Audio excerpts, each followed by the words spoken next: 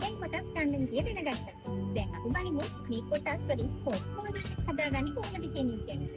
මොකද්ද මේ පෝර්ට්ෆෝලියෝ එක කියන්නේ? පෝර්ට්ෆෝලියෝ එකක් කියන්නේ එකසතුව තියෙන කොටස් ට්‍රෙෂරි බිල්ස්, බොන්ඩ්ස් වගේ ආයෝජන සියල්ලක එකතුවකට. එළියට එක් වාසියක් තමයි අවදානම අඩු කරගන්න පුළුවන් ඩයිවර්සිෆිකේෂන් එකේ.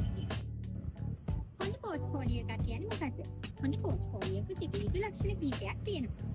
එක ලක්ෂණයක් තමයි පෝර්ට්ෆෝලියෝ විවිධ සෙක්ටර්ස්, ඉන්ඩස්ට්‍රීස් හෝ ඇසෙට් ටයිප්ස් වල ආයෝජනය කර යුතුයි.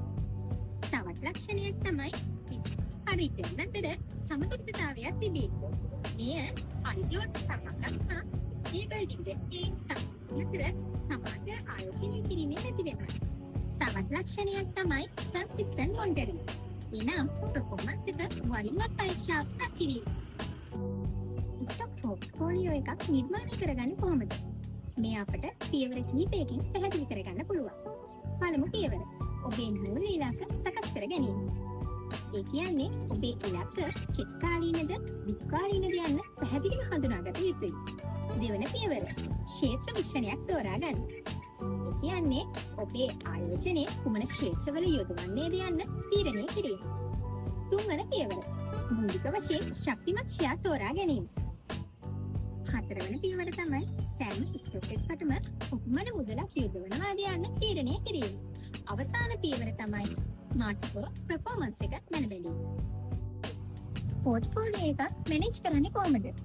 ලංකා කොටස් වෙළඳපොලේ මොබයිල් ඇප් එක. ඒ කියන්නේ CSC මොබයිල් ඇප් එක භාවිත කරලා ඔබගේම කොටස් එකතුවක් කරගන්න පුළුවන්.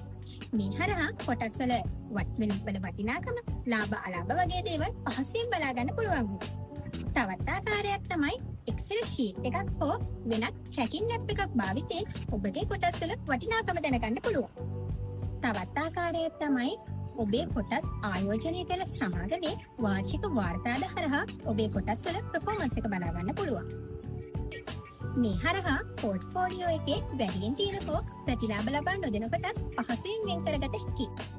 මෙහිදී අපට පොදු ගැටලු කිහිපයකට මුහුණ දීමට සිදු වෙනවා. එක ගැටලුවක් තමයි එක් කොටසකටම සම්පූර්ණ මුදලම යොදවන එක.